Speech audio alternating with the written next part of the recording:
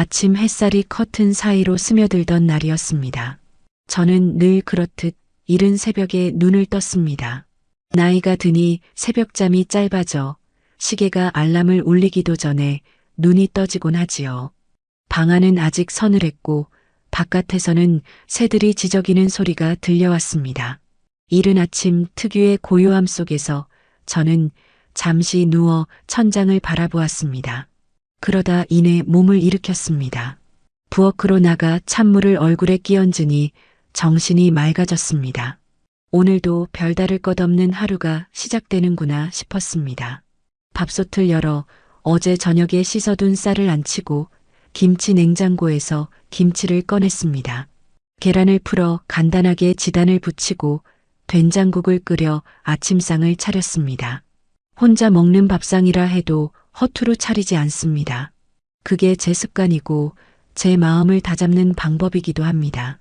뜨끈한 된장국에 밥 한 숟가락을 떠넣으니 속이 든든해졌습니다.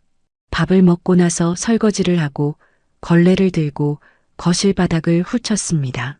가구 사이사이를 정리하다 보니 벌써 한나절이 훌쩍 지나갔습니다. 그날따라 마음이 조금은 허전했습니다. 그래서 문득 경로당에 가고 싶은 생각이 났습니다. 거기 가면 늘 반가운 얼굴들이 기다리고 있고 고스톱 치는 소리에 웃음꽃이 피어나지요. 집에만 있으면 괜히 우울해지는데 사람들과 부대끼며 하루를 보내면 마음이 한결 가벼워집니다. 저는 옷장을 열어 단정한 블라우스에 바지 하나를 꺼내 입었습니다. 가방에는 늘 가지고 다니는 작은 수첩과 손수건, 그리고 딸이 사준 물통을 챙겼습니다. 현관문 앞에서 신발을 신으며 거울을 보니 세월이 얼굴에 고스란히 묻어 있었습니다. 그래도 아직은 또래들 속에서 주눅 들지 않을 만큼 단정하구나 싶어 스스로를 다독였습니다. 문을 열고 나서니 골목길에는 이미 분주한 하루가 펼쳐지고 있었습니다. 아이들이 학교에 가느라 교복 차림으로 뛰어다니고 장바구니를 든 아주머니들은 시장 쪽으로 발걸음을 옮기고 있었습니다. 저는 가볍게 인사를 건네며 발걸음을 옮겼습니다. 발밑으로 바람이 살짝 스쳐 지나가니 그 바람에 계절의 냄새가 묻어 있었습니다. 경로당에 도착하니 문 앞부터 시끌벅적한 소리가 흘러나왔습니다. 안으로 들어가니 이미 여러 어르신들이 자리를 잡고 계셨습니다. 어떤 이는 바둑판에 고개를 숙이고 있었고 또 어떤 이는 장기판 앞에서 손가락을 까딱이며 술을 두고 있었습니다. 고스톱패를 섞는 소리, 서로 농담을 주고받는 웃음소리, 그 속에서 저는 오랜만에 마음이 놓였습니다. 아이고, 오셨어요. 반갑게 맞아주는 목소리에 저도 웃음을 지으며 자리를 잡았습니다. 누군가는 제 손을 꼭 잡으며 요즘 건강은 괜찮으세요? 하고 묻기도 했습니다.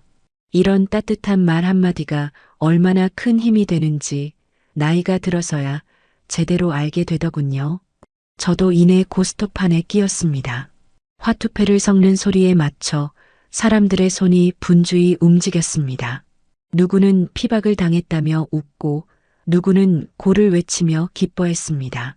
그렇게 한참을 즐기던 중 제 가방 속에서 진동 소리가 울려 퍼졌습니다. 핸드폰이었습니다.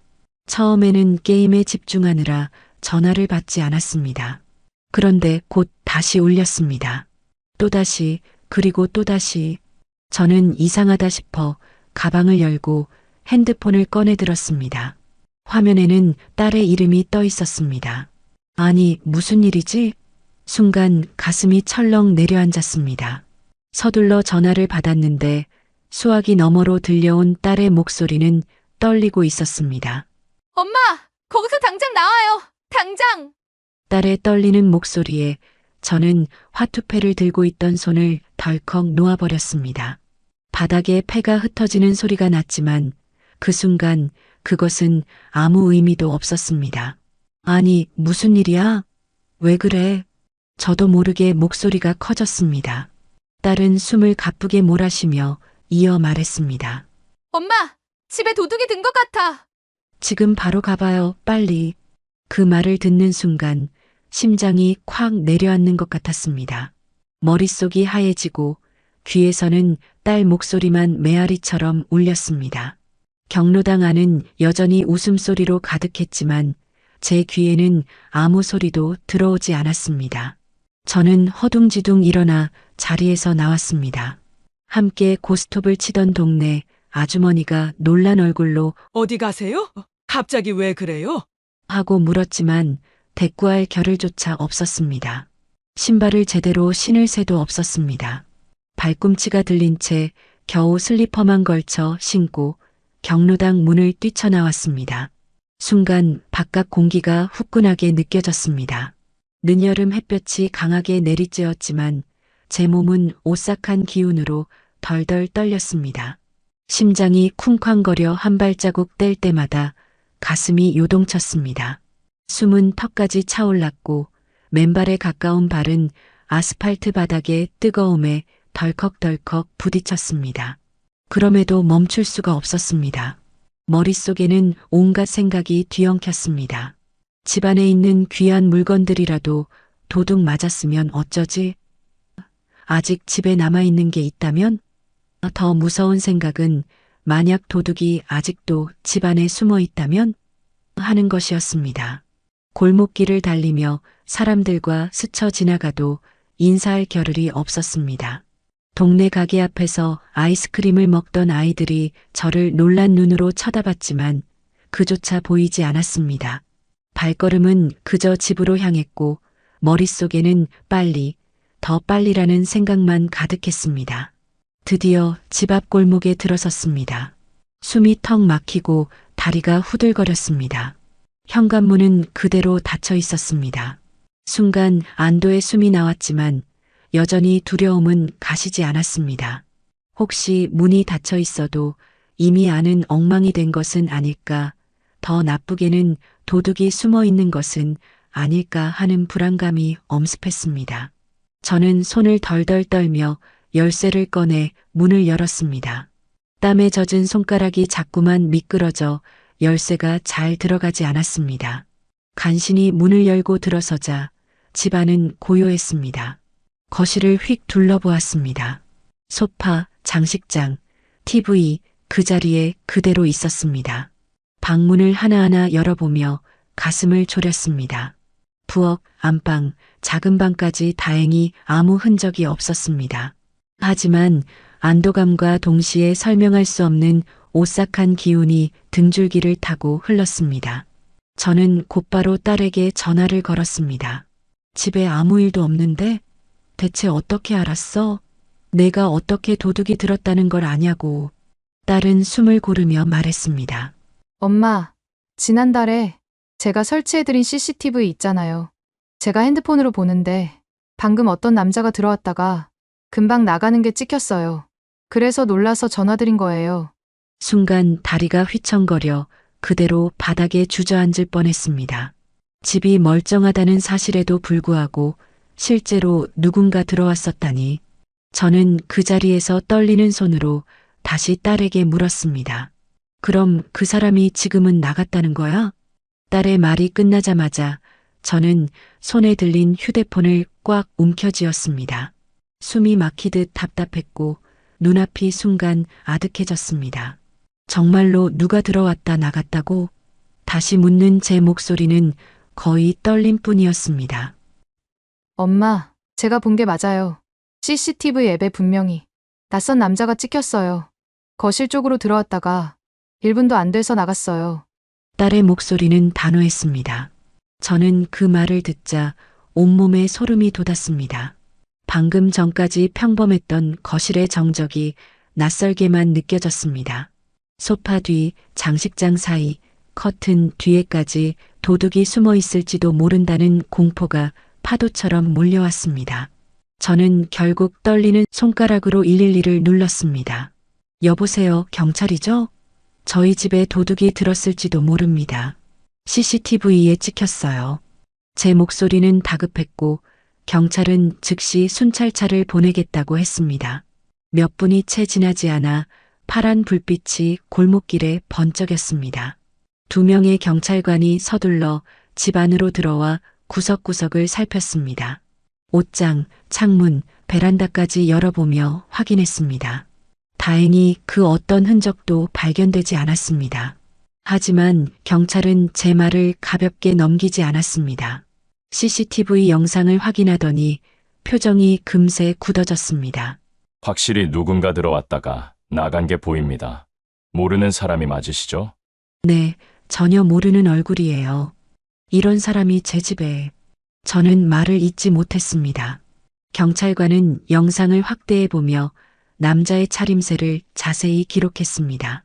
검은 모자를 눌러 쓴 모습, 헐렁한 티셔츠, 그리고 급히 나가는 뒷모습까지.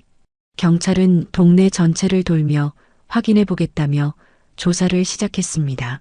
저는 그 자리에 서서 마치 다리가 땅에 박힌 듯 움직일 수가 없었습니다. 잠시 후 딸에게서 다시 전화가 왔습니다. 엄마, 이제 괜찮아요? 경찰 오셨어요? 저는 겨우 목소리를 가다듬으며 말했습니다. 응, 경찰이 와서 확인했어. 도둑이 찍힌 건 맞다고 하더라. 근데 다행히 지금은 아무도 없어. 딸은 안도의 한숨을 내쉬면서도 목소리에 여전히 긴장이 묻어 있었습니다. 엄마, 그래서 제가 그 CCTV 달아드리길 잘한 거예요. 요즘 세상이 얼마나 흉흉한데 혹시라도 그 사람이 또 올 수도 있으니까 조심해야 돼요. 그 말을 듣자 저는 고개를 끄덕였지만 마음은 여전히 무겁게 가라앉아 있었습니다. 집이 가장 안전해야 할 곳인데 이제는 언제든 누군가 들어올 수 있다는 두려움이 자리 잡아버린 것입니다. 그날 저녁 경찰은 동네 사람들에게도 수상한 사람을 보거나 낯선 움직임이 있으면 바로 신고하라고 알렸습니다. 이웃들은 삼삼오오 모여 수군거렸습니다. 누구는 근처 원룸에서 외지인들이 많이 드나든다더라 하고 또 누구는 며칠 전 새벽에도 이상한 발자국 소리가 들렸다라며 목소리를 낮췄습니다. 저는 그 얘기들을 들으며 더더욱 불안해졌습니다. 집안 불을 켜두고 있어도 창문을 닫아 잠가도 마음 한켠의 공포는 지워지지 않았습니다. 무엇보다도 그날 이후 제 시선은 자꾸만 며느리 쪽으로 향했습니다. 며느리는 평소에도 집안 대소사에 무심했고 CCTV 설치할 때도 괜히 귀찮게 뭘 또 하시냐며 못마땅한 표정을 지었던 기억이 떠올랐습니다. 그 순간부터 제 마음속에는 작은 의심이 싹트기 시작했습니다. 혹시 저 며느리가 이 일을 알고 있는 건 아닐까? CCTV를 탐탁지 않아 하더니 어쩌면 머릿속에서 지워지지 않는 불길한 생각이 점점 자라나고 있었습니다. 그날 밤 저는 불을 켜둔 채 잠을 이루지 못했습니다. 방 안에 누워 천장을 바라보니 낮에 경찰이 말하던 분명 누가 들어왔다는 말이 자꾸 귓가에 맴돌았습니다. 눈을 감으면 모자를 눌러 쓴 남자의 뒷모습이 떠올랐고 혹시 그 사람이 다시 올지도 모른다는 두려움에 가슴이 뛰었습니다. 무엇보다 마음을 무겁게 누른 건 며느리의 태도였습니다. 다음 날 아침 아들에게 연락을 했더니 며느리가 전화를 받았습니다. 제가 놀란 가슴으로 어제 일을 설명했는데 며느리는 시큰둥한 목소리로 대답했습니다. 에이, 어머니. 요즘 CCTV 앱 오류도 많고 잘못 본 거 아닐까요? 설마 누가 일부러 들어왔겠어요? 그 순간 저는 말문이 막혔습니다. 경찰까지 확인한 일을 이렇게 가볍게 넘기다니 속에서 열이 치밀었습니다. 저는 차분하게 다시 말했습니다. 아니야, 며느라. 경찰이 분명히 확인했어. 남자가 들어왔다가 금방 나간 게 찍혔다고. 이건 앱 오류 같은 게 아니야. 하지만 며느리는 오히려 짜증 섞인 목소리로 말했습니다. 어머니, 괜히 그런 얘기 여기저기 하시면 동네 망신이에요. 사람들 다 수군거릴 텐데 그런 건 조용히 넘어가셔야죠. 그 말을 듣자 제 가슴이 철렁 내려앉았습니다. 남들은 저를 걱정해주고 딸은 밤새 전화까지 해가며 저를 챙기는데 정작 며느리는 저를 탓하는 듯한 말만 하고 있으니 서운함이 치밀었습니다. 며칠 뒤 경찰이 다시 찾아와 추가 조사를 하겠다며 CCTV 원본을 가져갔습니다. 이웃들도 여전히 긴장한 표정이었습니다. 어떤 아주머니는 요즘 들어 낯선 남자들이 골목을 어슬렁거리는 걸 봤다며 불안을 감추지 못했습니다. 저는 그 얘기를 듣고 더더욱 며느리에게 이야기를 해줘야겠다고 생각했습니다. 그날 저녁 아들네 집에 들러 이야기를 꺼냈습니다. 아들은 회사에서 늦는다고 해서 며느리만 집에 있었습니다. 저는 차분히 어제 경찰이 와서 CCTV 영상을 확인하고 갔다고 설명했습니다. 그런데 며느리의 대답은 여전히 싸늘했습니다. 그러니까 제가 말씀드렸잖아요. 그런 건 그냥 잊으시라고요. 어머니가 괜히 그런 일에 예민하게 반응하시면 아버님 계실 때보다 더 피곤해져요. 그 순간 제 속에서 꾹꾹 눌러왔던 감정이 치밀어 올랐습니다. 남편이 살아계실 때는 며느리가 이런 태도를 함부로 보이지 않았습니다. 하지만 이제는 제 말을 무시하는 듯 대수롭지 않게 넘기는 모습이 도저히 이해되지 않았습니다. 도둑이 들어왔을 수도 있는데 내가 어떻게 그렇게 말하니? 이게 남의 집 얘기면 그렇게 태연하게 넘길 수 있겠니? 제 목소리가 떨렸습니다. 그러자 며느리는 팔짱을 낀 채 고개를 돌리며 말했습니다. 어머니, 솔직히 말씀드리면 그 CCTV도 불편해요. 괜히 그런 걸 달아놓으니까 우리 사생활이 다 들여다보이는 것 같고 더 피곤해요. 그제야 저는 확신이 들었습니다. 며느리는 처음부터 CCTV 설치를 못마땅하게 여겼고 지금 이 상황조차 불편하게 여기고 있었습니다. 저는 목구멍까지 차오르는 말들을 꾹 삼키며 집을 나왔습니다. 집으로 돌아오는 길 마음이 참 서글펐습니다. 도둑이 들었을지도 모르는 불안보다 더 무서운 건 정작 가족인 며느리에게 기대할 수 없다는 현실이었습니다. 집 문 앞에 서니 문이 분명 닫혀 있음에도 왠지 낯설고 쓸쓸하게 느껴졌습니다. 며느리와 나눈 대화가 마음에 맺혀 있던 날, 저는 결국 아들에게 전화를 걸었습니다. 얘야, 너 오늘 시간 좀 내라. 할 말이 있다. 제 목소리가 단호했던 탓인지 아들은 퇴근 후 곧장 제 집으로 왔습니다. 아들은 제 얘기를 조용히 들었습니다. CCTV에 찍힌 장면, 경찰이 확인한 사실, 그리고 며느리의 무심한 태도까지 말하는 동안 제 목소리는 점점 떨렸습니다. 내 아내가 도둑 얘기를 그렇게 가볍게 넘기더라. 내가 괜히 예민한 노인네 취급을 받는 기분이었어. 아들은 한숨을 내쉬며 말했습니다. 엄마, 그 사람이 워낙 현실적인 성격이라 그래요. 걱정하는 마음이 없는 건 아니에요. 그냥 표현을 그렇게 하는 거예요. 저는 고개를 저었습니다. 표현의 문제가 아니야. 가족이 위험할 수도 있는데 그걸 대수롭지 않게 넘기는 게 말이 되니? 아들은 난처한 표정으로 제 앞에 앉아 있었습니다. 어쩌면 본인도 며느리의 태도가 지나치다고 느끼고 있었을 겁니다. 하지만 아들은 끝내 제 편을 확실하게 들어주지 않았습니다. 그 모습이 더 서글펐습니다. 며칠 뒤 딸이 집으로 찾아왔습니다. 다소 걱정스러운 얼굴이었습니다. 엄마, 그날 CCTV에 찍힌 사람, 경찰이 아직 찾지 못했대요. 근데 엄마 혼자 계시는 게 마음이 놓이지 않아요. 딸은 부엌에 앉아 제가 좋아하는 차를 끓이며 다정히 말했습니다. 엄마는 괜찮다 하고 대답하면서도 제 마음 한쪽이 따뜻해졌습니다. 적어도 딸은 제 불안을 온전히 이해해주고 있었으니까요.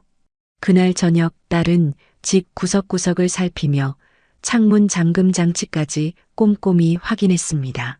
엄마, 이 창문은 너무 쉽게 열려요. 다음에 잠금 장치 하나 더 달아드릴게요.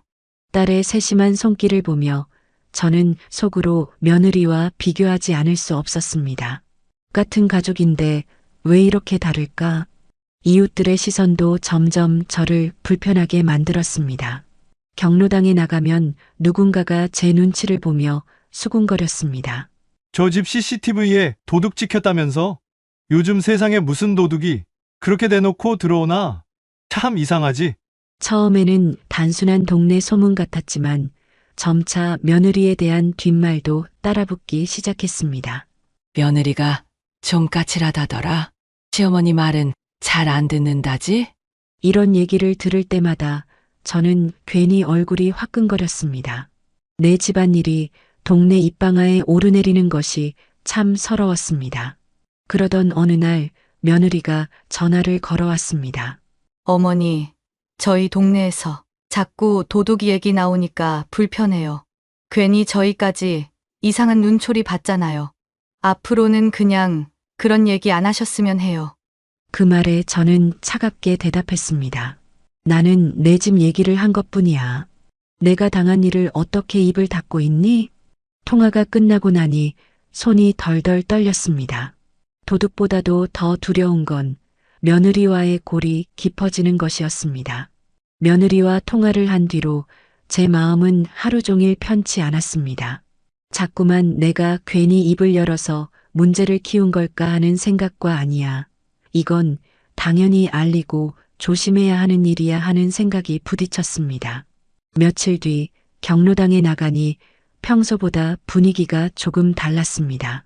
저를 보며 반갑게 맞이하는 사람도 있었지만 일부는 서로 눈치를 보며 작은 소리로 속삭였습니다. 저는 태어난 척 자리에 앉았지만 어깨 너머로 흘러들어오는 말들을 못 들은 척할 수는 없었습니다. 그 집 CCTV 얘기 아직도 하던데 며느리가 싫어한다는 소문도 있어.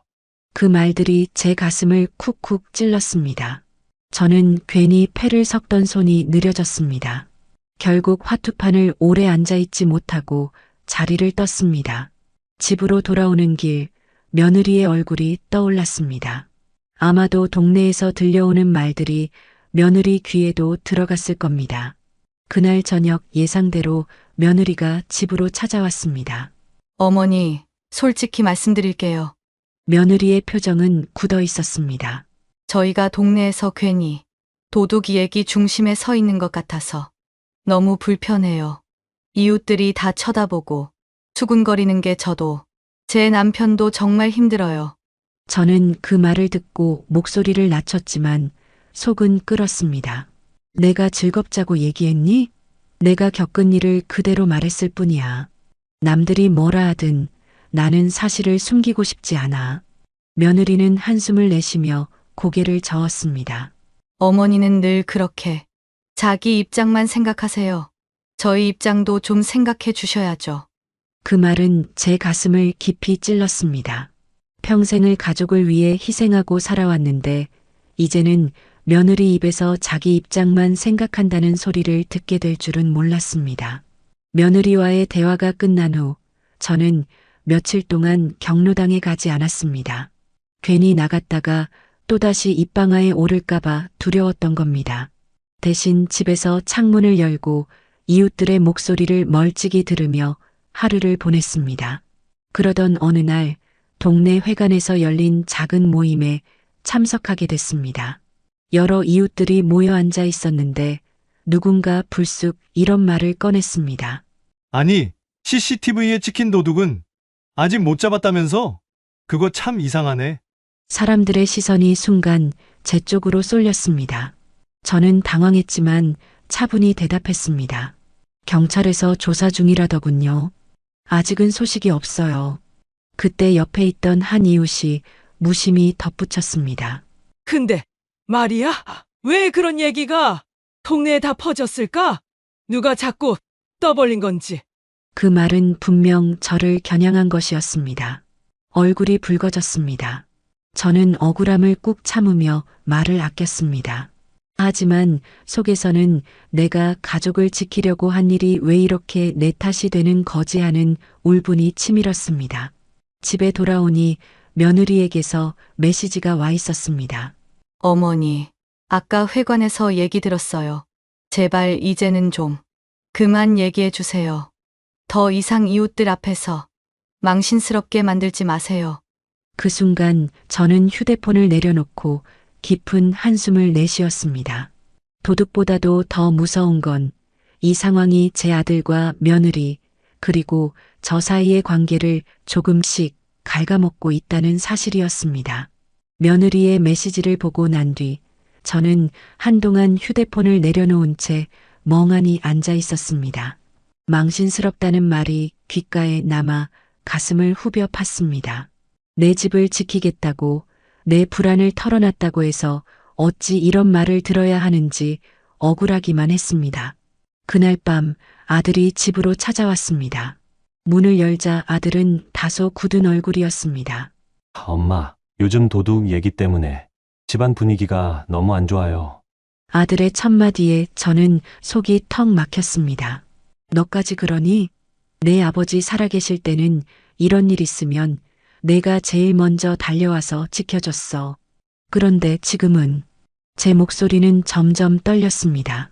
아들은 한숨을 내쉬며 고개를 숙였습니다. 엄마, 마음 이해해요. CCTV에 찍힌 것도 사실이고 경찰이 확인한 것도 알죠. 그런데 우리 집사람이 요즘 동네에서 자꾸 이상한 말 듣고 힘들어해요. 엄마가 조금만 조심해 주시면 안 돼요? 그 순간 저는 더 이상 참을 수 없었습니다. 내가 뭘 잘못했니? 내가 거짓말을 했어? 내가 헛소문을 냈어? 사실을 말했을 뿐인데 왜 나만 입을 닫아야 하니? 내 아내만 힘들고 나는 괜찮아야 하니? 아들은 대답하지 못한 채 제 얼굴을 바라봤습니다. 하지만 그 눈빛 속에는 분명 망설임이 있었습니다.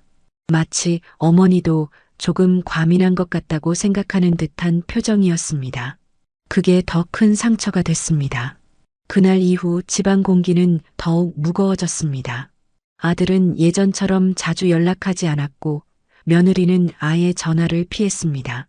딸만이 종종 찾아와 저를 위로했습니다. 엄마, 너무 마음 쓰지 마세요. 엄마가 틀린 게 아니에요. 오히려 며느리가 더 예민한 거지. 딸의 다정한 말에 잠시 위로를 받았지만 집안 갈등의 골은 점점 깊어졌습니다. 어느 날 아들 부부와 저녁을 함께하게 됐습니다. 식탁에 마주 앉았지만 대화는 어색했습니다. 국그릇에서 김이 오르는데 그 따뜻한 김마저 서늘하게 느껴졌습니다. 며느리는 젓가락을 움직이며 차갑게 말했습니다. 어머니, 앞으로는 CCTV 얘기 그만하시죠. 저희도 참다. 말씀드리는 거예요. 저는 숟가락을 내려놓고 며느리를 똑바로 바라봤습니다. 내가 무슨 죄를 지었니? 내 집에 도둑이 들어왔는데 그 얘기를 하는 게 그렇게 잘못이니? 아들은 중간에서 황급히 말렸습니다. 엄마, 제발 여기서 그만해요. 더 얘기하면 서로 상처만 돼요. 하지만 이미 며느리의 얼굴은 굳어 있었고 제 마음은 얼음처럼 차가워졌습니다. 밥상은 금세 싸늘한 공기만 남겼습니다. 그날 이후 저는 경로당에도 잘 나가지 않았습니다. 동네 사람들의 수군거림도 힘들었지만 더 큰 이유는 제 마음속 자존심이 무너졌기 때문입니다. 가족조차 제 편이 되어주지 않는 현실, 그것이 가장 큰 고통이었습니다. 밤이면 저는 빈 거실에 앉아 멍하니 시계를 바라봤습니다. 초침 소리가 유난히 크게 들렸습니다. 그 고요 속에서 문득 이런 생각이 들었습니다. 혹시 며느리가 정말 뭔가를 알고 있는 건 아닐까? 왜 저렇게 예민하게 반응하는 걸까? 그 생각은 점점 커져갔습니다. 단순한 불신이 아니라 분명한 의심으로 바뀌고 있었습니다. 며느리에 대한 의심이 마음속에서 자라난 뒤로 저는 며느리의 작은 행동 하나에도 눈길이 가기 시작했습니다. 처음에는 단순히 제가 예민한 탓이라고 생각했지만 시간이 지날수록 혹시라는 생각이 저를 놓아주지 않았습니다. 어느 날 저녁이었습니다. 아들이 야근을 한다기에 저는 직접 반찬을 몇 가지 싸들고 아들네 집을 찾았습니다. 초인종을 눌렀는데 안에서는 인기척이 분명히 들리는데도 한참 동안 문을 열지 않았습니다. 결국 며느리가 문을 열었을 때 그녀의 표정은 어딘가 당황스러워 보였습니다. 어머니, 어떻게 오셨어요? 미리 말씀이라도 주시지. 저는 애써 웃으며 집 안으로 들어섰습니다. 그런데 거실 탁자 위에는 정리되지 않은 영수증 몇 장과 낯선 물건들이 놓여 있었습니다. 눈에 띈 건 작은 USB 메모리였습니다. 며느리가 얼른 그것들을 한쪽으로 치우는 모습이 어딘가 서둘러 보였습니다. 식탁에 앉아 반찬을 풀면서 저는 무심한 듯 물었습니다. 요즘 장 보느라 힘들지 않니? 그러자 며느리는 고개를 끄덕이며 애써 태어난 척 대답했지만 목소리는 평소보다 한 톤 높았습니다. 그날 밤 집으로 돌아와도 그 USB가 자꾸 눈에 밟혔습니다. 무엇이 담긴 물건일까? 단순히 제 오해일까? 하지만 직감적으로 그 안에 무언가 숨겨진 게 있다는 느낌을 지울 수 없었습니다. 며칠 뒤 또 다른 일이 있었습니다. 딸이 제게 전화를 걸어왔습니다. 엄마, 어제 CCTV 앱을 확인했는데 새벽 2시쯤 집 앞에서 낯선 그림자가 포착됐어요.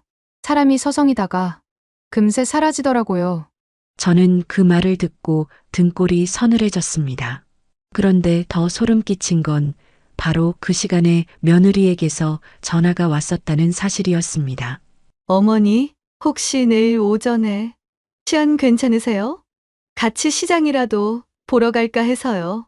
평소라면 반가웠을 제안이었지만 왜 하필 그 시각에 굳이 전화를 했을까 의문이 남았습니다. 이런 일들이 하나둘 쌓이다 보니 제 마음속 의심은 더 단단해졌습니다.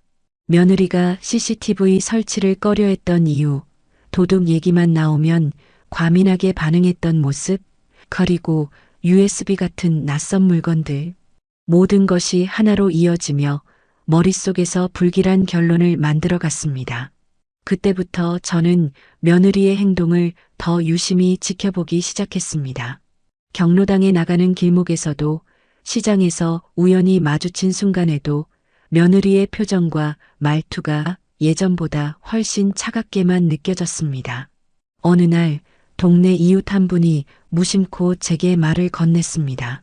어머니, 요즘 며느리 분이랑은 잘 지내세요? 얼마 전에 시장에서 봤는데 전화를 하면서 얼굴이 아주 굳어 있더라고요. 무슨 걱정이라도 있으신가 싶었어요. 그 말을 듣는 순간 제 속이 철렁했습니다. 며느리가 시장에서 누구와 그렇게 긴장된 통화를 하고 있었는지, 왜 평소와 다르게 신경질적인 얼굴을 하고 있었는지 저는 점점 확신했습니다. 단순한 오해가 아니라 뭔가 감춰진 진실이 있다는 걸. 그날 이후로 저는 며느리를 그냥 두고 볼 수가 없었습니다. 마음속 불안과 의심이 자꾸만 커져 결국은 제 스스로 뭔가를 확인해야겠다는 생각이 굳어졌습니다. 며느리가 장을 보러 나간다는 날, 저는 일부러 같은 시각에 시장으로 향했습니다. 멀리서 보니 며느리는 평소보다 훨씬 빠른 걸음으로 걸어가고 있었습니다. 장바구니를 들고 있는 척했지만 시선은 자꾸만 휴대폰에 꽂혀 있었습니다. 마치 누군가와 계속 연락을 주고받는 듯 했습니다. 저는 시장 구석에서 멀찌감치 며느리를 지켜봤습니다. 그러다 눈에 들어온 건 그녀가 어떤 낯선 남자와 짧게 마주서서 이야기를 나누는 모습이었습니다. 그 남자는 검은 모자를 눌러 쓰고 있었고 목소리는 들리지 않았지만 며느리와 은근히 다급한 대화를 나누는 것 같았습니다. 심장이 덜컥 내려앉았습니다. 제 눈앞에 보이는 이 장면이 단순한 오해일 수도 있겠지만 며느리가 지금껏 보여준 태도를 생각하면 그렇다고 쉽게 넘길 수는 없었습니다. 며느리가 자리를 뜨자 저는 얼른 그 자리를 살폈습니다. 바닥에는 작은 종이 쪽지가 떨어져 있었습니다. 호기심에 그것을 주워보니 무언가 흘겨 쓴 듯한 글씨가 보였습니다. 내일 밤 조심해서. 그 몇 글자만으로도 제 가슴은 철렁했습니다. 집으로 돌아오는 길, 머릿속은 더 복잡해졌습니다. 혹시 저 남자가 CCTV에 찍힌 그 그림자와 관련 있는 건 아닐까? 며느리는 대체 왜 그런 사람과 만나는 거지? 그날 밤 저는 한참을 뒤척이다가 결국 딸에게 전화를 걸었습니다. 얘야, 엄마가 오늘 시장에서 며느리가 어떤 남자랑 이야기하는 걸 봤어. 그리고 이상한 쪽지까지 주워왔다. 딸은 한동안 말이 없더니 조심스럽게 대답했습니다. 엄마, 혹시 너무 깊게 생각하시는 거 아닐까요? 하지만 만약 사실이라면 그건 그냥 넘어갈 일이 아니에요. 엄마, 증거를 더 모아두세요. 그래야 나중에 억울한 일이 없어요. 그 말은 제 가슴에 깊이 새겨졌습니다. 이제는 단순히 의심으로만 머물 수 없었습니다. 제 눈으로, 제 손으로 확실히 확인해야 한다는 결심이 생겼습니다. 며칠 뒤 기회가 찾아왔습니다. 아들과 며느리가 외출한다는 걸 알고 저는 아들네 집을 찾았습니다. 혹시나 싶어 거실을 둘러보던 중 전에 보았던 그 USB가 서랍 속에 있는 걸 발견했습니다. 손에 쥐는 순간 제 심장은 두근거렸습니다. 그 안에 도대체 무엇이 들어있을까? 당장 확인하고 싶은 마음을 꾹 눌렀습니다. 무작정 열어보았다가 오히려 제가 곤란해질 수도 있었습니다. 하지만 분명한 건 며느리가 뭔가를 숨기고 있다는 사실이었습니다. USB를 손에 쥐고 있는 순간 제 손바닥은 땀으로 젖어 있었습니다. 작은 물건 하나가 이렇게 무겁게 느껴질 줄은 몰랐습니다. 서랍 안에 그대로 두고 나와야 하나 아니면 지금 당장 확인해야 하나 마음이 갈팡질팡했습니다. 혹시 내 오해라면? 내가 공연히 의심하는 걸까? 하지만 곧 머릿속에 스쳐 지나가는 장면들이 있었습니다. CCTV에 찍힌 낯선 그림자, 새벽 2시의 전화, 그리고 시장에서 검은 모자를 쓴 남자와 은밀히 이야기를 나누던 며느리. 모든 조각들이 맞물리며 저를 더 이상 물러서지 못하게 했습니다. 그날 밤 저는 USB를 조심스레 제 가방에 넣고 집으로 돌아왔습니다. 불을 켜둔 거실 한가운데 앉아 그 작은 물건을 바라보며 한참을 망설였습니다. 하지만 결국 혼자서는 확인할 수 없었습니다. 괜히 잘못 건드리면 며느리에게 역으로 누명을 쓸지도 모른다는 생각이 들었습니다. 다음 날 저는 딸에게 조심스레 USB 이야기를 꺼냈습니다. 얘야, 이걸 며느리 방에서 찾았어. 무슨 자료가 들어있는지 모르겠는데 왠지 중요한 것 같아. 딸은 제 손에서 USB를 받아들고 잠시 고민하더니 말했습니다. 엄마, 제가 아는 사람한테 부탁해 볼게요. 컴퓨터 쪽으로 잘 아는 분이 있으니까 엄마 혼자 확인하시면 위험할 수도 있어요. 며칠 뒤 딸이 다시 찾아왔습니다. 그녀의 얼굴은 어딘가 무거웠습니다. 엄마, USB 안에 동영상이 몇 개 있었어요. 그런데 좀 이상해요. 우리 집 주변이 찍혀 있더라고요. 골목길, 집 앞 현관, 심지어 엄마 방 창문까지. 그 말을 듣는 순간 저는 온몸에 소름이 돋았습니다. 며느리가 왜 이런 걸 가지고 있는 걸까? 도둑이 찍은 건가 아니면 며느리가 직접 찍은 걸까? 머릿속이 혼란스러워져 아무 말도 나오지 않았습니다. 딸은 제 손을 꼭 잡으며 말했습니다. 엄마, 이건 그냥 넘길 일이 아니에요. 혹시 며느리가 뭔가 알고도 숨기는 게 아닐까요? 아니면 다른 사람과 엮여 있는 걸 수도 있고요. 그날 밤 저는 단 한숨도 자지 못했습니다. 창밖을 내다보면 어둠 속에 누군가 서 있는 것만 같았고 거실에 혼자 앉아 있으면 벽 너머에서 낯선 시선이 느껴지는 듯 했습니다. 다음 날 저는 아들에게 조심스레 이야기를 꺼냈습니다. 얘야, 내 아내가 가지고 있던 USB에서 우리 집 주변이 찍힌 영상이 나왔다더구나. 아들은 제 말을 듣자마자 얼굴이 굳었습니다. 엄마, 그거 어떻게 어디서 본 거예요? 그의 목소리에는 놀람과 함께 어딘가 모르게 당황스러움이 섞여 있었습니다. 내가 며느리 방에서 봤어. 그게 어떻게 거기 있는 건지 내가 설명 좀 해봐라. 제 목소리는 떨렸지만 단호했습니다. 아들은 쉽게 대답하지 못했습니다. 침묵이 길어지고 그 침묵 속에서 제 불안은 점점 더 확신으로 굳어졌습니다. 아들은 제 말을 들은 뒤 한참 동안 아무 말도 하지 않았습니다. 방 안은 숨막힐 듯 고요했고 저는 그 침묵이 더 무서웠습니다. 마치 진실을 알면서도 입을 다물고 있는 사람처럼 보였기 때문입니다. 얘야, 내 아내가 왜 그런 영상을 가지고 있는 거냐? 우리 집 주변을 왜 찍은 거냐고 묻고 있잖니.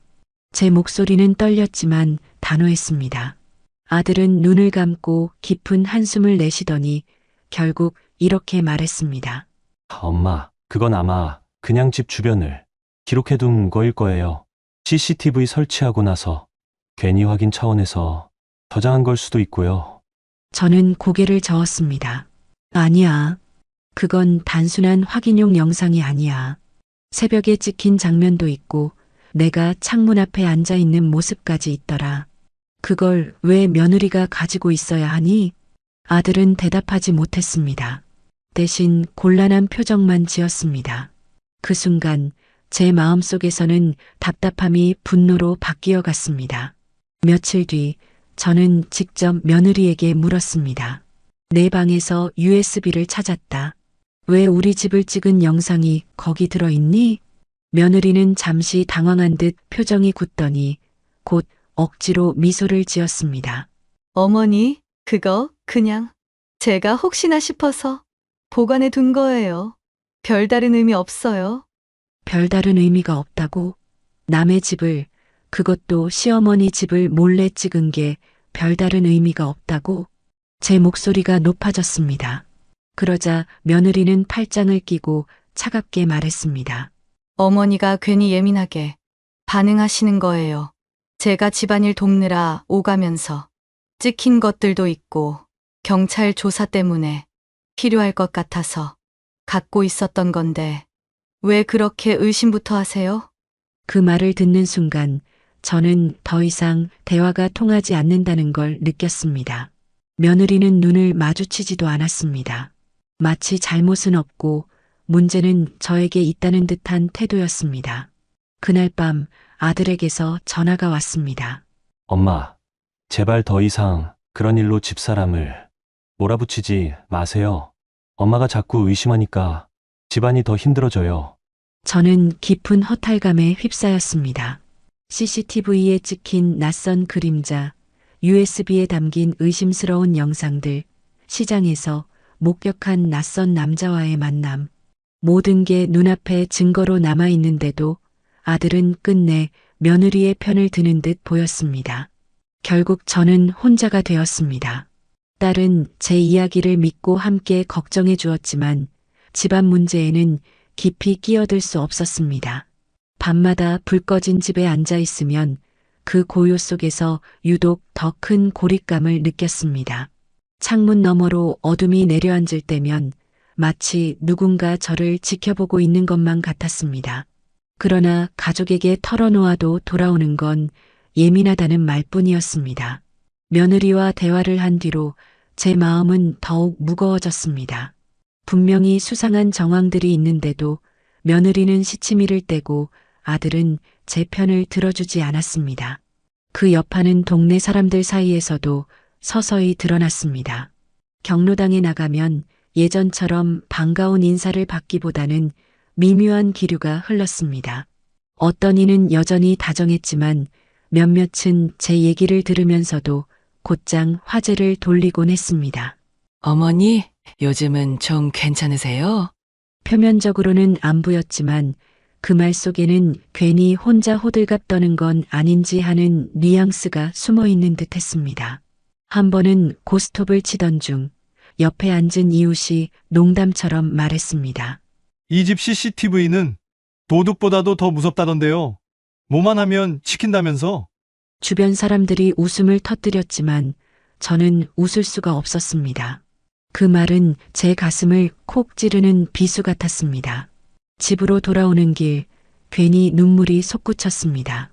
나를 지켜주려 만든 CCTV가 이제는 오히려 사람들 입에 오르내리는 놀림거리가 된 듯했기 때문입니다. 며칠 뒤 작은 사건이 터졌습니다. 저녁 무렵 집 앞에 놓아둔 분리수거 봉투가 뜯겨져 있었습니다. 캔과 병들이 흩어져 있었고 음식물 찌꺼기가 길에 널려 있었습니다. 저는 순간 심장이 덜컥 내려앉았습니다. 누군가 일부러 뒤졌다는 생각이 들어서였습니다. 그날 밤 경로당에서 만난 이웃에게 그 일을 말했더니 대수롭지 않게 대꾸했습니다. 아이고 어머니, 요즘 고양이들이 워낙 날뛰잖아요. 그 정도 가지고 또 도둑 얘기하실 건 아니죠? 그 말에 주변 사람들이 킥킥 웃었습니다. 저는 얼굴이 달아올라 아무 말도 하지 못했습니다. 집으로 돌아와 문을 걸어 잠그고 나니 억울함이 터져 나왔습니다. 내가 괜히 예민한 사람이 되어버렸구나. 아무도 내 말을 믿어주지 않는구나. 그 순간 쌓이고 쌓였던 서러움이 폭발했습니다. 다음 날 며느리가 반찬을 들고 찾아왔습니다. 하지만 저는 차갑게 맞이했습니다. 너는 우리 집 CCTV 영상이 왜 USB에 있었는지 아직도 설명을 제대로 안 했어. 그런데 무슨 낯으로 이걸 들고 오니? 제 목소리는 단호했고 며느리는 순간 얼굴이 굳었습니다. 어머니, 또 그 얘기세요? 이젠 지겹지도 않으세요? 그 한마디에 제 속은 완전히 무너졌습니다. 지겹다니. 내 두려움과 억울함이 지겨운 일이 되어버린 것입니다. 그날 이후 저는 더 이상 가만히 있을 수 없다는 결심을 했습니다. 더 이상 혼자 의심만 품고 있을 게 아니라 직접 증거를 찾아내야 한다고. 그날 밤 저는 거실불을 환하게 켠 채 한참을 앉아 있었습니다. 며느리와의 말다툼이 머릿속에서 계속 맴돌았습니다. 지겹지도 않으세요? 라는 며느리의 말은 제 마음을 뿌리째 흔들어 놓았습니다. 이제는 더 이상 누군가의 말만 믿고 있을 수 없었습니다. 직접 확인하지 않으면 제 의심이 헛된 것인지 아니면 진실인지 절대 알 수 없을 것 같았습니다. 다음 날 아침 저는 경로당에 가는 대신 아들네 집으로 발걸음을 옮겼습니다. 아들과 며느리가 출근한 시간이라 집은 조용했습니다. 제가 가진 열쇠로 문을 열고 들어가자 정적 속에 먼지 냄새가 은은히 풍겼습니다. 낯익은 집이지만 그날따라 낯설게 느껴졌습니다. 저는 천천히 거실을 둘러본 뒤 며느리 방 서랍 쪽으로 다가갔습니다. 이전에 USB를 봤던 자리를 다시 열어보니 이번에는 다른 작은 상자가 들어 있었습니다. 조심스럽게 열어보니 안에는 수첩과 메모지, 그리고 여러 장의 영수증이 뒤섞여 있었습니다. 영수증에는 제가 전혀 모르는 이름과 연락처가 적혀 있었습니다. 더 놀라운 건 메모지에 적힌 몇 줄의 글귀였습니다. 오늘 밤 경로당 근처, 시간 꼭 맞출 것. 순간 심장이 세차게 뛰었습니다. 며느리가 단순히 생활비를 관리하는 게 아니라 뭔가 다른 일에 연루된 것만 같았습니다. 저는 서둘러 메모를 가방에 넣고 집을 나왔습니다. 온몸이 떨렸지만 그 떨림 속에는 두려움보다도 이제 진실을 잡았다는 묘한 확신이 자리 잡고 있었습니다. 그날 저녁 저는 일부러 경로당 근처에 나가보았습니다. 어둑해질 무렵 낯선 남자가 골목 모퉁이에 서 있는 게 눈에 들어왔습니다. 검은 모자를 눌러 쓴 모습, CCTV에 찍힌 그 그림자와 너무도 흡사했습니다. 그 순간 멀리서 다급히 걸어오는 며느리의 모습이 보였습니다. 그녀는 주위를 두리번거리며 그 남자에게 다가갔습니다. 저는 가로등 뒤에 몸을 숨긴 채 그 장면을 지켜봤습니다. 며느리와 남자는 작은 봉투를 주고받으며 짧게 대화를 나누더니 이내 흩어졌습니다. 제 심장은 귀에서 북을 치듯 요동쳤습니다. 눈앞에서 벌어진 광경은 의심이 아니라 이제는 확신으로 굳어지는 증거였습니다. 집으로 돌아오는 길, 발걸음은 무겁고 마음은 뒤엉켰습니다. 아들에게 이 사실을 말해야 할까? 아니면 경찰에 바로 알려야 할까? 하지만 한 가지는 분명했습니다. 며느리와 그 남자 사이에는 결코 평범하지 않은 비밀이 존재한다는 것이었습니다. 다음 날 아침 저는 밤새 한숨도 자지 못한 얼굴로 아들을 불렀습니다. 차 한 잔을 앞에 두고 한참을 망설이다가 결국 말을 꺼냈습니다. 얘야, 내 아내가 어제 경로당 근처에서 낯선 남자를 만나는 걸 내가 직접 봤다. 그리고 봉투 같은 걸 주고받더구나. 아들의 눈이 커졌습니다. 잠시 놀란 기색이 스쳤지만 곧 표정이 굳어졌습니다. 엄마, 그걸 확실히 보셨어요? 혹시 잘못 본 거 아닐까요? 저는 단호히 고개를 저었습니다. 내 눈으로 똑똑히 봤다. 그 남자는 CCTV에 찍혔던 그 그림자와 똑같았어. 내 아내가 그 사람과 무슨 얘기를 나눴는지 모르지만 분명 수상한 일이야. 아들은 손으로 머리를 감싸쥐며 깊은 한숨을 내쉬었습니다. 엄마, 제발. 그런 말씀은 그만하세요. 집사람이 왜 그런 일을 하겠어요? 엄마가 괜히 의심이 커져서 착각하신 거예요. 그 말에 제 가슴은 철렁 내려앉았습니다. 내가 직접 봤다는데도 내가 못 믿겠니? 내 아내만 믿고 내 엄마 말은 다 망상으로 치부하는 거냐? 아들은 잠시 침묵하다가 낮게 대답했습니다. 엄마가 요즘 너무 예민하세요. CCTV 얘기, USB 얘기, 그리고 이번 일까지. 솔직히 엄마가 의심을 키우는 것 같아요. 그 말을 듣는 순간 제 안에 있던 분노와 서러움이 한꺼번에 터져 나왔습니다. 예민하다고? 내가 지금까지 평생을 너를 위해 살았는데 내가 내 말을 이렇게 무시하니? 내가 본 걸 거짓말이라도 한다는 거냐? 제 목소리가 떨리며 점점 커졌습니다. 아들은 난처한 표정으로 손사래를 쳤지만 이미 제 가슴속 분노는 걷잡을 수 없었습니다. 내 아내가 뭔가 숨기고 있어. 내가 모른다고 생각하지만 분명히 이상한 일을 꾸미고 있는 거야. 그런데 너는 왜 그걸 보려 하지 않니? 내 아내 눈치만 보고 정작 내 엄마는 무시하는 거냐? 그 순간 아들은 목소리를 높였습니다. 엄마, 이제 그만하세요. 저도 더 이상 이런 얘기 듣기 힘들어요. 제 아내를 그렇게 몰아세우지 말아주세요. 순간 방 안의 공기는 얼어붙었습니다. 저는 손에 쥔 찻잔을 내려놓으며 깊은 한숨을 내쉬었습니다. 차마 눈물이 나오지는 않았지만 가슴속이 텅 비어버린 듯 했습니다. 그날 이후 아들은 며칠 동안 연락을 하지 않았습니다. 전화를 걸어도 받지 않았고 메시지를 보내도 답이 없었습니다. 마치 저와 거리를 두겠다는 듯 했습니다. 저는 홀로 앉아 창밖을 내다보며 생각했습니다. 이제는 아들마저 며느리의 편에 서는구나. 나는 혼자가 되어버렸구나. 그러나 마음 한편에서는 더 강한 결심이 피어올랐습니다. 아무도 믿어주지 않아도 내가 직접 밝혀내야 한다. 그렇지 않으면 이 집안은 더 위험해질 거야. 아들과의 갈등 이후 저는 며칠 동안 큰 상처 속에 지냈습니다. 그러나 시간이 흐를수록 오히려 마음은 더 단단해졌습니다. 아무도 믿어주지 않더라도 스스로 진실을 밝혀내야 한다는 결심이 강해졌습니다. 저는 먼저 CCTV 영상을 꼼꼼히 다시 확인했습니다. 딸이 앱을 통해 보여준 녹화본에는 분명 낯선 남자의 그림자가 찍혀 있었습니다.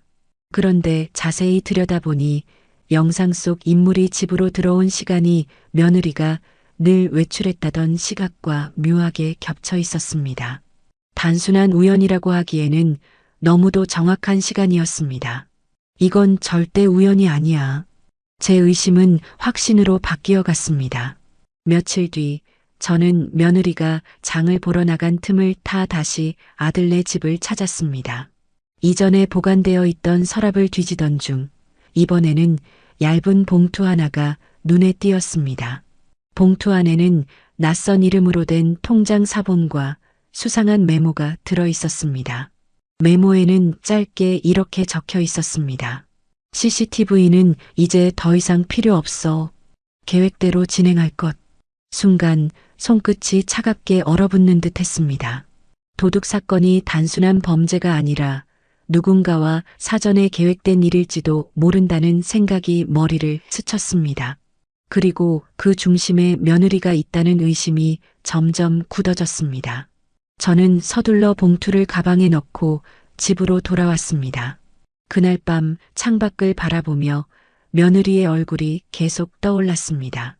예전에는 아들 곁에서 웃으며 살림을 꾸리던 평범한 여인이었는데 이제는 낯선 그림자와 겹쳐져 서늘한 두려움으로 다가왔습니다.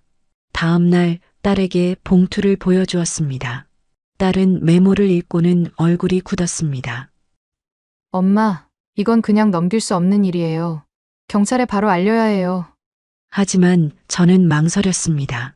만약 내가 잘못 본 거라면 아들 가정이 완전히 무너질 수도 있지 않겠니? 그 아이가 어떻게 될지, 내 손주가 어떻게 될지. 딸은 제 손을 꼭 잡고 말했습니다. 엄마, 진실은 언젠가 드러나요. 지금 침묵하면 더 큰 화를 부를 수도 있어요. 그날 밤 저는 결국 마음을 굳혔습니다. 경찰에 다시 연락해 CCTV와 함께 새로운 단서가 담긴 봉투를 제출하기로 했습니다. 그러나 예상치 못한 일이 벌어졌습니다. 제가 경찰서를 찾아간 사실을 며느리가 어떻게 알았는지 그날 저녁 아들이 분노에 찬 얼굴로 제 집을 찾아왔습니다. 엄마, 도대체 왜 이래요? 왜 경찰까지 끌어들이세요? 우리 집사람을 도둑이랑 엮으려고 하시는 거예요? 아들의 눈에는 서운함과 분노가 가득 차 있었습니다. 저는 떨리는 목소리로 말했습니다. 얘야, 내가 왜 거짓을 꾸미겠니? 내가 본 것, 내가 손에 쥔 것들이 다 증거야. 내 아내가 뭔가를 숨기고 있는 게 분명해. 아들은 고개를 절레절레 저으며 방을 뛰쳐나갔습니다. 그 뒷모습을 보며 저는 온몸이 무너져 내리는 것 같았지만 동시에 더 이상 물러서지 않겠다는 결심이 더욱 단단해졌습니다. 경찰에 봉투와 메모를 제출한 지 며칠이 지나자 동네 분위기가 다시 술렁이기 시작했습니다. 순찰차가 하루에도 몇 번씩 골목을 돌았고 이웃들은 문 밖을 내다보며 수군거렸습니다. 며칠 뒤 경찰관 2명이 제 집을 찾아왔습니다. 어머니, 제출해 주신 자료 확인했습니다. 통장 내역을 추적해보니 최근 수상한 입출금 기록이 발견됐습니다. 이름만 다를 뿐 실제 사용자가 누군지 확인 중입니다. 저는 숨을 죽이고 경찰의 말을 들었습니다. 이어 경찰은 조심스럽게 덧붙였습니다. 그리고 CCTV에 찍힌 남자, 어머니 말씀대로 경로당 근처에서 몇 차례 목격된 게 사실입니다. 주민 진술도 확보했습니다. 그 순간 제 가슴은 얼어붙는 듯 했습니다. 이제는 더 이상 제 착각이나 예민함이 아니었습니다. 분명 무언가 실체가 있다는 사실이 확인된 것입니다. 그날 저녁 저는 아들에게 다시 전화를 걸었습니다. 얘야, 경찰에서 내 아내와 관련된 걸 확인 중이라고 하더구나. 이젠 내가 눈을 떠야 한다. 그러나 아들은 여전히 제 말을 받아들이지 않았습니다. 엄마, 제발 그만 좀 하세요. 우리 집사람은 아무 잘못 없어요. 경찰이든 누가 뭐라 해도 전 믿어요. 그 말을 듣자 가슴이 답답했지만 동시에 묘한 확신이 생겼습니다. 진실은 곧 드러나겠구나. 며칠 후 경찰이 며느리를 불러 조사를 진행했습니다. 저는 직접 들은 건 아니지만 동네 사람들 입을 통해 그 사실이 전해졌습니다. 며느리분이 파출소에 다녀갔다면서요? 뭐 때문에 그런 거예요? 정말 도둑 사건이랑 연관 있는 거예요? 수군거림은 걷잡을 수 없이 퍼져나갔습니다. 며느리가 집으로 돌아온 날 그녀의 얼굴은 창백했고 표정은 굳어 있었습니다. 저를 마주치자 날카롭게 쏘아붙였습니다. 어머니, 도대체 어디까지 하실 거예요? 저를 망가뜨리고 싶으세요? 저는 떨리는 목소리로 대답했습니다. 내가 망가뜨리는 게 아니야. 내가 숨기고 있는 게 너를 망가뜨리는 거야. 그 말에 며느리의 눈빛이 흔들렸습니다. 순간 스쳐 지나간 미묘한 표정. 그것은 분명 들켜서는 안 되는 무언가를 감춘 사람의 모습이었습니다. 그날 밤 아들은 저를 찾아와 격앙된 목소리로 따졌습니다. 엄마, 도대체 왜 집안 망신을 만드세요? 동네 사람들까지 다 알게 됐잖아요. 저는 차분하게 대답했습니다. 망신은 내가 만든 게 아니다. 내 아내가 만든 거다. 이제 내 눈으로 직접 보게 될 날이 올 거다. 아들은 더 이상 말을 잇지 못하고 문을 박차고 나갔습니다. 집안 공기는 얼어붙었지만 제 안에서는 오히려 묘한 고요가 찾아왔습니다. 진실이 드러나는 순간이 머지 않았다는 걸 직감했기 때문입니다. 며느리가 파출소에 다녀온 지 며칠이 지나지 않아 경찰에서 다시 연락이 왔습니다. 어머니, 며느리분 조사 과정에서 몇 가지 이상한 점이 발견됐습니다. 혹시 알고 계실까 해서 말씀드립니다. 제 심장은 순간 쿵 내려앉았습니다. 경찰은 조심스럽게 말을 이었습니다.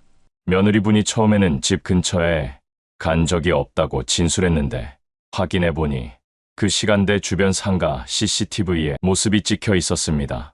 그리고 USB 안에 있던 영상, 그 출처에 대해 묻자 정확히 설명하지 못했습니다. 저는 말문이 막혔습니다. 머릿속이 하얘지면서도 동시에 드디어 드러나는구나 하는 묘한 안도감이 찾아왔습니다.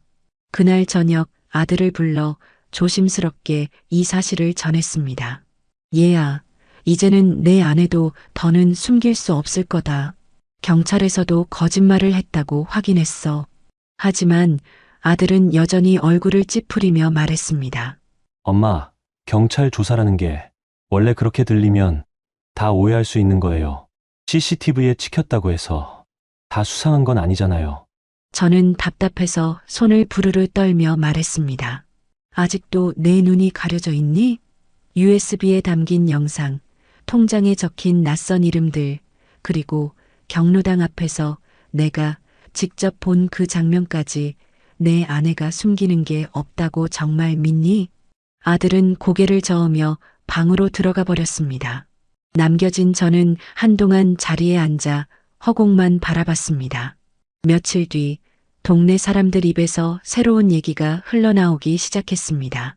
며느리분이 경찰에서 계속 진술이 바뀐다더라.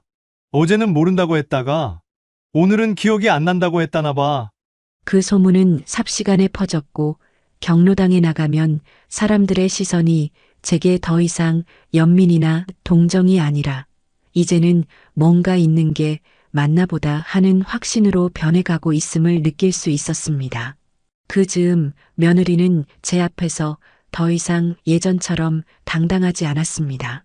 눈을 피하거나 괜히 짜증을 내며 자리를 피하는 일이 잦아졌습니다. 그러다 어느 날 식탁에 마주 앉은 자리에서 며느리가 참다 못한 듯 말했습니다. 어머니, 왜 자꾸 저를 몰아붙이세요? 저도 이제 지쳤어요. 저는 차분히 대답했습니다. 나도 지쳤다. 하지만 나는 진실이 밝혀질 때까지 멈추지 않을 거다.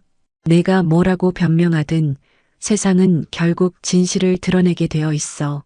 순간 며느리의 표정이 굳었고 잠시 동안 아무 말도 하지 못했습니다. 그 침묵 속에서 저는 확신했습니다. 며느리의 마음 어딘가에 감춰온 두려움이 도사리고 있다는 것을. 며느리가 파출소에 다녀온 지 보름쯤 지났을 때였습니다. 경찰에서 다시 연락이 왔습니다. 어머니, 말씀드린 수사건 관련해서 중요한 사실이 확인됐습니다. 제출하신 USB에 담긴 영상의 원본 저장 경로가 며느리분 휴대폰과 연동된 걸로 나왔습니다. 순간 제 귀를 의심했습니다. 그럼 그 영상을 며느리가 직접 관리하고 있었다는 말씀이에요? 경찰은 고개를 끄덕였습니다. 직접 촬영했는지는 아직 단정할 수 없지만 최소한 파일을 보관하거나 옮긴 건 사실입니다. 그 말을 듣자 다리가 풀려 자리에 털썩 주저앉을 뻔했습니다. 이제 더 이상 제 의심이 억지나 망상이 아니라는 게 드러난 겁니다. 며칠 뒤 아들에게 다시 이 사실을 알렸습니다. 경찰에서 확인했다. USB 영상은 내 아내 휴대폰에서 옮겨진 거라고. 이제는 부정할 수 없겠지? 하지만 아들은 여전히 눈을 감은 듯 했습니다. 엄마, 설령 그렇다고 해도 그게 꼭 잘못이라는 증거는 아니잖아요. 그냥 우리 집 안전을 위해 저장했을 수도 있는 거고. 저는 더는 참지 못하고 소리쳤습니다. 안전을 위해서라면 왜 거짓말을 했겠니? 왜 경찰 앞에서 모른다고 했겠니? 내 아내가 뭔가 숨기고 있는 게 분명한데 너는 언제까지 눈을 감을 거니? 그날 밤 아들과의 언쟁은 결국 큰 싸움으로 번졌습니다. 아들은 문을 세게 닫고 나갔고 저는 텅 빈 방에 혼자 남아 서럽게 울었습니다. 그 사이 동네 사람들의 반응은 달라지고 있었습니다. 이제 보니 어머니 말씀이 다 맞았던 거 아니에요? 며느리 분이 괜히 예민하게 반응하던 게 다 이유가 있었던 거네. 수군거리던 목소리들이 점차 제 편으로 돌아오는 걸 느낄 수 있었습니다. 하지만 이상하게도 그 사실이 달갑지만은 않았습니다. 이미 아들과 며느리와의 사이는 돌이킬 수 없이 틀어지고 있었기 때문입니다. 결정적인 날은 예상보다 빨리 찾아왔습니다. 경찰이 다시 며느리를 불렀고 이번에는 모순된 진술이 여러 번 확인되면서 압박이 심해졌다고 했습니다. 결국 며느리는 울음을 터뜨리며 몇 가지 사실을 인정했다는 소문이 돌았습니다. 그날 저녁 아들이 집으로 찾아왔습니다. 얼굴은 창백했고 목소리는 떨렸습니다. 엄마, 경찰이 그러는데 집사람이 CCTV 설치를 싫어했던 이유가 따로 있었대요. 알고 보니 아들은 끝내 말을 잇지 못하고 고개를 숙였습니다. 저는 더 이상 묻지 않았습니다. 하지만 이미 제 마음은 답을 알고 있었습니다. 며느리가 경찰 조사에서 일부 사실을 인정했다는 소문이 퍼진 뒤로 집안은 이전과는 완전히 달라졌습니다. 아들은 한동안 집에 들어오지 않았고 며느리는 얼굴을 들고 다니기 어려울 정도로 움츠러들었습니다. 동네 사람들 역시 처음에는 저를 의심했지만 결국은 사실을 알게 되자 미안한 기색을 보이곤 했습니다. 저는 처음에 억울함이 풀렸다는 안도감이 들었지만 곧 그 기쁨은 오래가지 않았습니다. 무엇보다 아들의 지친 얼굴을 볼 때마다 가슴이 저렸습니다. 엄마, 죄송해요. 그동안 엄마 말씀을 믿지 못해서. 아들은 한밤중에 제 집을 찾아와 그렇게 말하며 눈시울을 붉혔습니다. 저는 고개를 저으며 대답했습니다. 얘야, 내가 믿어주지 못한 게 중요한 게 아니다. 내 가정을 지키는 게 더 중요하다. 내가 이렇게까지 나선 것도 다 너희들 잘 되라고 한 거다. 아들은 아무 말 없이 제 손을 꼭 잡았습니다. 그 손끝에서 전보다 조금은 단단해진 결심이 전해졌습니다. 며느리와의 관계는 예전처럼 회복되기 어려웠습니다. 하지만 시간이 지나면서 서로 조금씩 거리를 두며 살게 되었습니다. 며느리도 스스로 잘못을 인정하고 아들과 함께 다시 삶을 추스르려 노력했습니다. 저는 이번 일을 겪으면서 단순히 도둑이 들었다는 사건보다 더 큰 교훈을 얻었습니다. 가족이란 때로는 가장 가까운 사이에서도 오해와 불신이 생기지만 결국 진실은 감출 수 없다는 것. 그리고 그 진실을 지키려면 누군가는 끝까지 목소리를 내야 한다는 사실이었습니다. 경로당에 다시 나가던 날 오랜만에 이웃들이 따뜻하게 맞아주었습니다. 어머니, 마음고생 많으셨죠? 그래도 결국 다 밝혀져서 다행이에요. 저는 웃으며 대답했습니다. 네, 이제는 마음을 내려놓으려고요. 사람 사는 게 다 그렇잖아요. 힘든 일이 있어도 결국 지나가고 남는 건 서로를 지키려는 마음뿐이에요. 그날 집으로 돌아오는 길 가을바람이 불어와 제 볼을 스쳤습니다. 저는 하늘을 올려다보며 속으로 다짐했습니다. 앞으로는 어떤 일이 있어도 내가 지켜야 할 건 내 자식과 손주들이구나.